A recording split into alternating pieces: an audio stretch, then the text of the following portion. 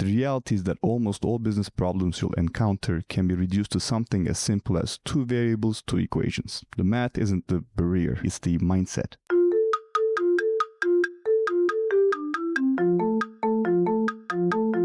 Are you a fitness-loving foodie? Then Defy Snacks is for you. Defy offers real, high-quality chocolate you love, combined with functional ingredients, giving you as much as 26 grams of protein per bag, so you can be both a little bit bad and a little bit good at the same time. As a female-owned brand, Defy dedicates a portion of its profits to other women-owned businesses. Currently sold in the US, you can find us on defy.snacks.com and follow us on social at Defy Snacks.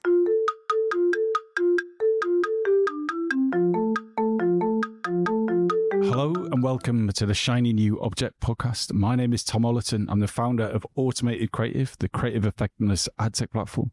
And this is a podcast about the future of data-driven marketing. Every week or so, I have the pleasure and the privilege of interviewing one of our industry's leaders about the future of data-driven marketing. And this week is no different. I am here in the house of Izzy Tepekoylu. Nicely done. Thank you. And for the second time, so I went to Izzy's office and we did a brilliant podcast, and I don't know where it's gone. It vanished. And that's the first time I've made a schoolboy error in over 300 podcasts. So Izzy is being so kind, not only to do this again, but to invite me into his literally beautiful home. So thank you so much. I really appreciate your time. And I know you've had a really hellish last couple of weeks. So finding the time to do a podcast for the second time is no small thing. But Izzy, look, if anyone who doesn't know who you are and what you do, can you give us a bit of background? Absolutely, Tom, and no worries. It happens to the best of us. Happy to do it again. I had a lot of time the first time. Hopefully this will be better. So I'm originally from Turkey, studied mechanical engineering in Istanbul, then found my way to Purdue University in Indiana to get a master's in operations management. And then I joined a company called Capital One, which is a well-known company in the US. I would call them the OG of fintech. Before fintech was fintech, that was Capital One. And I started there as an entry-level analyst. The company was small. It was a niche subprime credit card issuer. And I was there for about a dozen years. And by the time I left, it transformed itself to the fifth largest bank in the US. And today, they're the largest credit card issuer globally, bigger than Amex, bigger than Chase. During my time there, I did from kind of account level analytics to strategy to managing different parts of the business like cross-sell, balance transfer, small business cards. About a decade ago, we moved to London. I made a big shift and joined Google, originally in finance, then marketing strategy and operations, and eventually heading up ads marketing with a focus on how can we steal some TV advertising dollars to YouTube. About 2 years ago, I reconnected with Jaidev, the wonderful CEO of Zopa Bank. And at the time, I remember him saying, "Hey, Izzy, we don't really do marketing." And I'm like, "What do you mean? You have 1 million customers?" And it turns out Zopa had entirely grown through affiliates and aggregators. And so now I lead growth at Zopa, overseeing owned, earned, and if you really have to, paid marketing channels.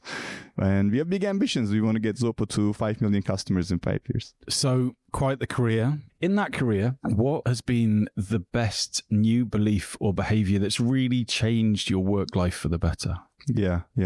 We forget about it, but we went through this whole thing called COVID. Do you remember COVID? And working at Google at the time, I remember my days becoming a kind of endless slog of video calls, one after the other. I just felt like an automaton going through the motions. I'm an extrovert. I was like the self-appointed mayor of the Google office on the 6th floor type of thing. And no commute to bookend your day. You start your morning, you end, it was like the slog. And I'm like, what's the point of all this? What's my purpose? Blah, blah, blah. And I find people at two categories. One, people who know what they want to do in life. And a whole bunch of us, me in the second camp, we don't know what what's our calling, what's our mission, whatnot. And I was listening to Alain de Botton, who I absolutely love, a very stoic outlook on life, is we're all marred by our childhoods and we're fundamentally lonely and we'll all eventually die. Something struck a chord with me, yeah? And I realized my mindset of what's my purpose, blah, blah, was too grandiose, too ambiguous, too overwhelming. Simplify it down, dramatically. And so I started one meeting at a time, one day at a time, and I developed a little mantra. Show up, do good work, find joy. Showing up is about kind of choosing to be present. If you're going to do a call, be there, fully engaged, not distracted by email or something else, and make a conscious choice to fully occupy the moment, yeah? Doing good work is not about perfection. It's about delivering quality as I define it. 4-year career is about 10,000 work days. It's not about heroic bursts. It's about kind of discipline, consistency, steady improvement. And then finally, finding joy. This is the crucial step. It's about being intentional, reflecting on your day, on your week, and noticing what sparked joy. Surprisingly, there's always something. It might be like a beautiful phrase, someone said something, and then like this one clear chart on slide 34 of a deck that really answers the question, or some unexpected, insightful customer comment. Joy is always there. It's just you have to be curious and attentive enough to notice it. So this simple mantra, show up, do good work, find joy, transformed my daily experience, not just professionally, but personally. I mean, making every day in its own quiet, practical way. So it reminds me of a talk by a lady called Lindsay Barrett, who is the global head of data-driven marketing at Mars Petcare, one of our clients. We work with Lindsay for a long time, and she stood on stage at MadFest and said, my principal edict to my team is to be a delight to work with. And so, and I said this to Amy, our global head of strategy, the other day. I said, I've really taken on Lindsay's advice. And she's like, no, you haven't. Look, like I tell the same thing. When you think about it, the most amount of time you spend in your kind of living hours is the people who are around you at work, more than your spouse, more than your family, more than your kids. So if you're a delight to be around, I think that's a great thing. Yeah, no, I always say that if you make a friend at work or through work, that's like one of the best pay rises you can get. Because as you say, you've got 10,000 days, you're in there, and time to time you're doing terribly boring stuff or stuff goes wrong. And if you've got a friend in that's better than a colleague, then you're enriched, right? Yeah. You're more joy. Absolutely. So I'm going to push you slightly on joy though, because it's a bit of a nebulous term. I remember at an agency I worked with years ago, one of their clients, their reason for being was all about being joyful, and no one could actually put a finger on what that actually meant. So when you say joy, what do you mean? Do you mean excitement? Do you mean dopamine? What? I think dopamine has a lot to do with it, but it's so overworked with the kind of social media addiction that we all have. So we get a lot of I think it's something that puts a smile on your face, something that makes you think and ponder, or challenges like a core belief that you have, or some hypothesis proven or disproven. It's a very personal, I think it's a difficult claim. Back to your point, like, we're going to be joyful.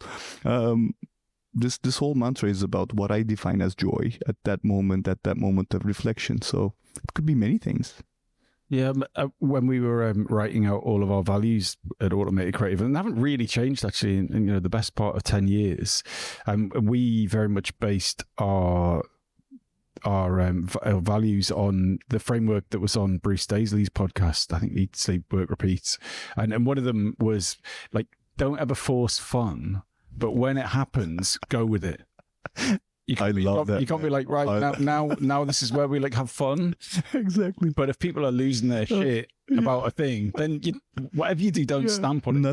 Nothing like some corporate organized fun, Tom. No, I agree with you. But I really love that, because if it's spontaneous, that's the only time it's going to happen. And just get out of the way. Let it breathe. Let it have its moment. And then you'll come back and you'll be better for it.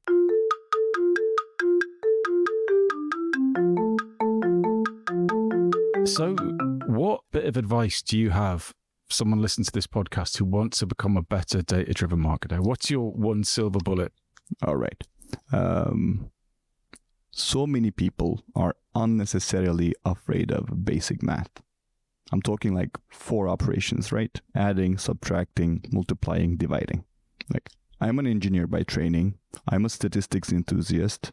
I even knew at some point to run multivariate regressions to do predictive models.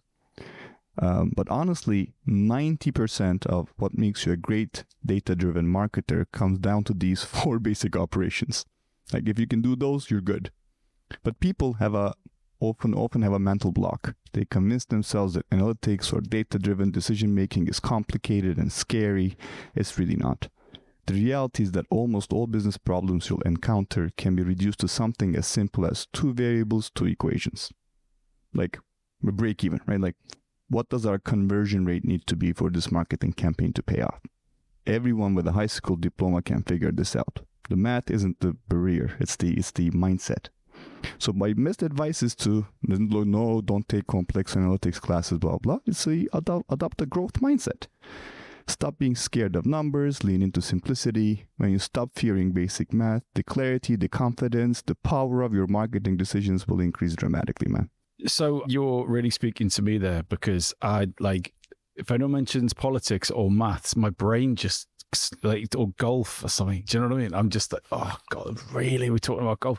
So there's an irony here that I run a business called Automated Creative, right? Which is very much a statistics-led business, but I'm not particularly maths focused. Mm-hmm. Right? I get it. I understand it. So what's your advice to me to become a better data-driven marketer using those 4 principal calculations? Yeah.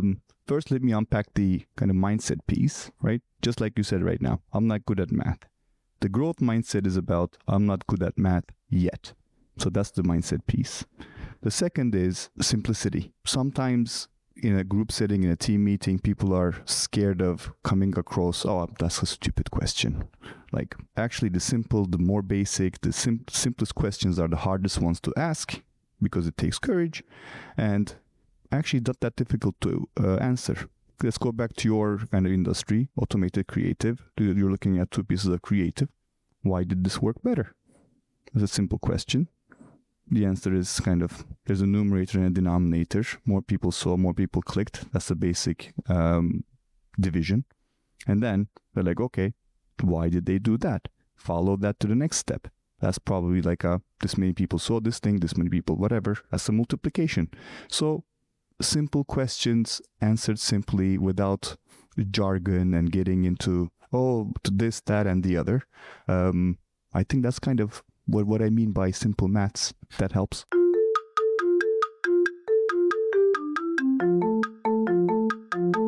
This episode of the Shiny New Object podcast is brought to you in partnership with MadFest. Whether it's live in London or streamed online to the global marketing community, you can always expect a distinctive and daring blend of fast-paced content, startup innovation pitches, and unconventional entertainment from MadFest events. You'll find me causing trouble on stage, recording live versions of this podcast, and sharing a beer with the nicest and most influential people in marketing. Check it out at www.madfestlondon.com.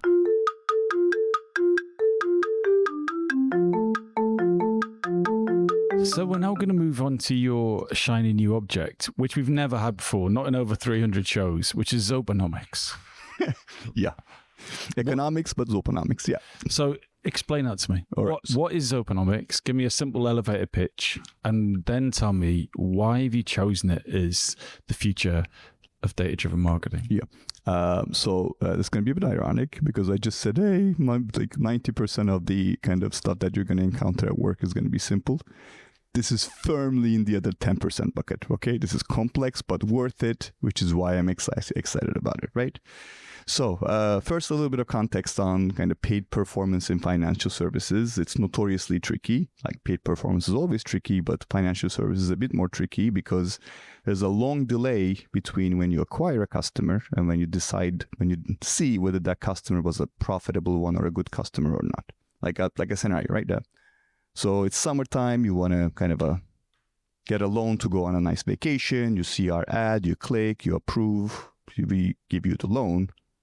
It'll take us 9 months to see if that breaks even, and then maybe another 4 months after that to see if it's a kind of profitable thing. So now imagine 13 months from now, I look back and say, that was not a good customer to acquire. And then imagine I go back to the algo, Meta, Google, TikTok, whatever platform, send me that lead to say, hey, remember that lead you sent me 13 months ago? That was bad. So this whole delay in acquisition versus kind of the profitability decision being this long, it's impossible for the algorithm to work. The algorithm needs something today, a couple of days, maybe a week. So you need to be able to tell hey, this was a good customer, send me more of these, I'm willing to pay more, or kind of don't send me these because they're not paying back. So here we built a predictive model so that when a customer comes to our website, we already know a whole lot of data about them. If they log into our app, we know a whole bunch more about them. And at that point, we apply this model. It's a causal inference kind of machine learning model. So explain a causal inference machine learning model. All right. Like the way I think about machine learning is it's as if having 10,000 interns at your disposal. If I had 10,000 interns, I could tell them, hey guys, here's my 1,000,000 customers. Each take 100. Here is the kind of 10 million logins that I had over the last 3 years. Tell me which login is the best one. Tell me which one of these logins turns out to be a great customer or not. You can do that. They'll take a couple of weeks. They'll be like, hey, Izzy, it is the ones that you look like a high-value customer. The causal inference does that at scale and instantly. It's basically a kind of predictive model, that statistical shortcut that does what those interns would do for you. And we use that to assign a value to customers instantly instead of in 13 months, so that we can go back to the algorithm and say, hey, Google, Meta, this is a great lead. Send me more of these. I'm going to pay more. Or like, this is not great. Don't send me these. We're not going to pay less. One side track on the algo here. I said Google too much. Sorry about that. I was trying to turn that off actually, but yeah. So aside on the algo, right? Because I have the benefit of spending some time at Google, and I had a lot of customers who didn't trust it, oh, you guys have your thumb on your scale, you're trying to maximize your whatevers. You have to trust the algo.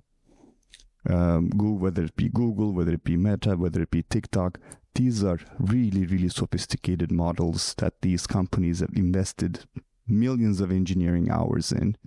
And your job as a marketer should be, how can I make this magical kind of technology work as hard as it can for me?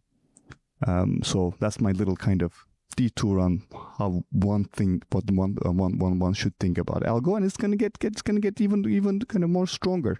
Zuckerberg is out there saying, by the end of next year, all you have to give me is your product. We'll do your targeting, we'll do your creative, we'll do your campaigns.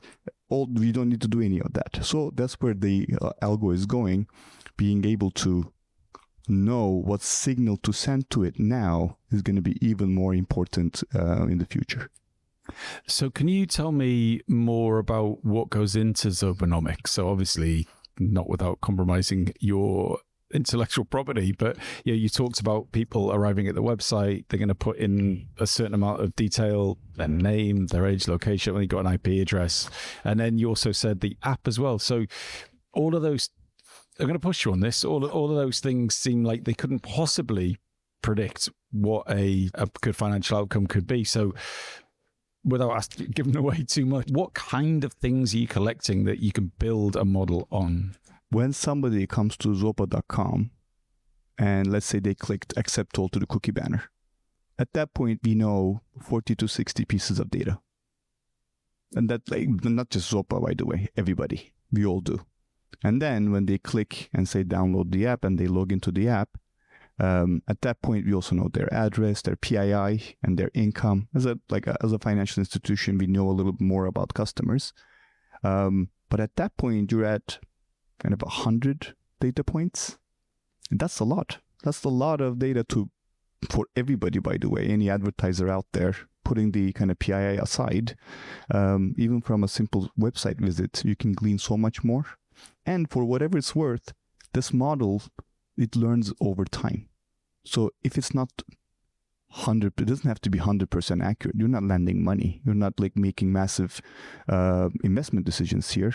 You're just trying to decide, should I pay £1 or £1.20 for the next lead? So the stakes are a bit lower, and you have the benefit of it will learn on itself. It will learn, oh, that was a good decision. That was a bad decision. Let me go revamp. Let me go do my little feedback loop to improve myself. So that's kind of one piece. And for us, Zopa is been using machine learning for 9 years. We have data scientists. All of our data is in the cloud.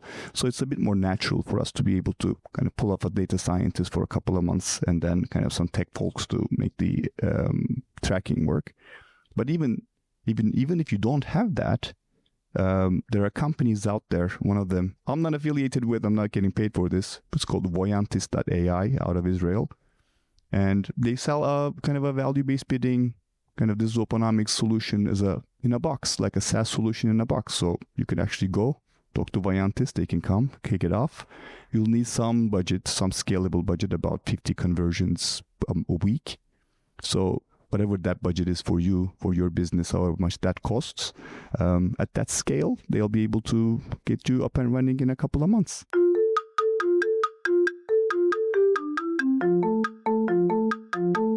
So let's go back to the comment you made about Zuckerberg's announcement that you give me your pack shot and your bank account, I think he said, and I will just, I will deliver. We'll chuck it in the black box and we'll give you cash at the other end. So what's your take on that? Because that sounds like an engineering solution. So you've got some of the industry are going, you can't provide an engineering solution to a people problem, which is what advertising is. But here what you're talking about is a machine using the mindset and the skills of your pre-existing team to just make sure that your bidding is correct. So what's your take on all this? You're going to like this answer, but I'm not giving it to you because you do what you do.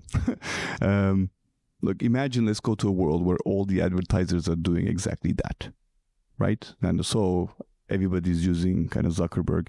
I have a feeling all ads would look the same. I mean, they'll look different, but like some version of kind of modified AI slop, right? So it will be, yes, they will work and it will be more on the merits of the products and whatnot, but so many products are the same out there. Kind of all the FMCG, fast-moving consumer goods products come to mind, right? So I still have a core belief that everything you do in marketing, 2/3 of your success will depend on the creative. So all these things, Zopanomics, I'm trying to eke out that last third, right? That's kind of about me. But if I don't have something that's compelling to a user to stop in the middle of their feed to say, oh, what is that? Let me click. If I can't get that, I'll do a third. Kind of, I'll do my Zopanomics and the machine-based, value-based bidding and all that will be a third. 2/3 will still be creative. So, like, going back to your question, I'm sure there's going to be a whole bunch of companies that says, yeah, man, we can't do creative. We're not that good. Just give it to kind of Facebook, whatever. But the ones that differentiate themselves will still be about creative. It'll still be about why does this product kind of exist in the world? Why is it kind of reason to be famous? How should we talk about it that's differently than everybody else is talking about it? So that's kind of my kind of prediction. So that's where it's going to go. It reminds me of two things. It reminds me of first Jeff Goldblum in The Fly, and secondly, Adidas advertising about 10 years ago. So Adidas quite famously went really big on performance ads like 10 years ago, 8 years ago. And it didn't work. Well, it worked initially and they converted all of the brand equity that they built up. But then because they didn't invest in the brand, then, obviously the conversion slid, right? You know this story. But then equally, and I think that's where we might go, is that like everyone goes, brilliant, AI slop will do. I can I'm stop paying these marketing idiots over here. They can't prove what they do anyway. So we'll just give them a pack and off we go. And, the slop will convert to begin with and then it'll slide, right? But then I was listening to a podcast for my podcast challenge I was telling you about earlier before we started. I was listening to a podcast about The Fly and all of the horror, gore, fly effects are man-made. It's physical, right? Even the title, I don't know, the titles probably have some digitization in it. And there was this whole range of horror and gore movies that happened from 2000 to 2008-ish, where it was all CGI. And then eventually they went, no, this is awful. We're really sorry. We've made lots of really terrible films. And now, there's this move back because there's something about the craft of making special effects that works better than CGI and everything. I mean, you think about, those early, the Star Wars, what is it? Phantom Menace, just that old... Jar Jar Binks. And I think we're going to go through the same thing with advertising, where, as I said when we got here, like this, marketers are drawn to the easy button. How can I press the easy button and press it really hard? And they want to sit back. But as soon as you press the easy button, the quality goes down, and you have to fill up the rest of your day with stuff anyway. Like, I'm dubious, and I'm just going to say metaverse. Yeah, no, let's Anyway, see. whatever. Look, it's about zigging what everybody else is zagging, right? Like, if everybody else doing that, you have to still stand out. If everybody goes there, so how are you going to differentiate? Yeah. What are you going to do that's different? Maybe it's just going to be black and white in text, and maybe you'll send like flyers because nobody's sending flyers. I bet you flyers are kind of effective now because nobody's doing them anymore. I don't know. I haven't looked at it, which I'll take a note now, but. Yeah. Well, the difference might be Zopanomics, right? Yeah. You know, your first party data, your own intelligence, your own exactly. How strong the signal that you can build on the margins. Everybody's bidding, like a kind of an obvious good customer. Everybody's bidding, especially in financial services, where you're up against the big six high street banks with deep budgets. But what are those roughs in the gems in the rough that you can actually say, this one doesn't look great customer to everybody else, but I know because I have more of those guys and I can predict looking at that, so I'm going to get that one. But it's kind of like a bargain. It's a bargain. Yeah. Izzy, thank you so much for doing this podcast again. Thanks for the Turkish tea. Thanks for having me over to your house. If someone wants to get in touch with you, where and how? Absolutely. Look, humor is my unlock. Levity is underrated, especially in our world. People assume serious work has to be done seriously. I strongly disagree. You don't have to be serious to do seriously good work. Humor recenters us, diffuses tension, opens our minds to a much broader set of solutions. Stress leads to tunnel vision, laughter breaks through all that. So if you want to reach out, send me something funny. A joke, a meme, a clever pun, a hilarious observation about marketing or life. If you make me laugh, you got my attention, and probably a reply. Beautiful. Thanks, Izzy.